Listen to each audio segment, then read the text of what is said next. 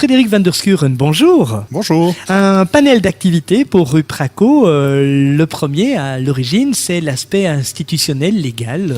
C'est la formation d'entreprise. Tout à fait. Nous avons en gros 3 grands axes de développement. Le premier regroupe en fait tout ce qui est régi dans un texte de loi, c'est-à-dire qu'il y a d'une part le premier secours en entreprise, mais aussi le sauvetage aquatique, les brevets de maître nageur en Entre particulier. autres, ouais. Voilà. Le deuxième axe est lui plus l'aspect grand public et effectivement là c'est assez ouvert et nous adressons vraiment à toutes les populations cibles, que ce soit une fédération de moto, fédération domestique, secourisme domestique ou club de sport ou de scouts, oui, peu importe. Et alors le troisième axe qui est celui qui nous tient le plus à cœur, c'est le développement de projets que nous finançons et dont le but principal serait la promotion du secourisme. C'est dans votre objet social, la promotion du secourisme. Tout à fait. Notre ASBL ne fonctionne que pour ça, en fait. Et nous en avons parlé les jours précédents. Il y avait déjà une volonté de pouvoir développer cette ASBL à travers les formations qui sont payantes en entreprise. Notre volonté maintenant aussi de chercher d'autres manières et d'autres fonds pour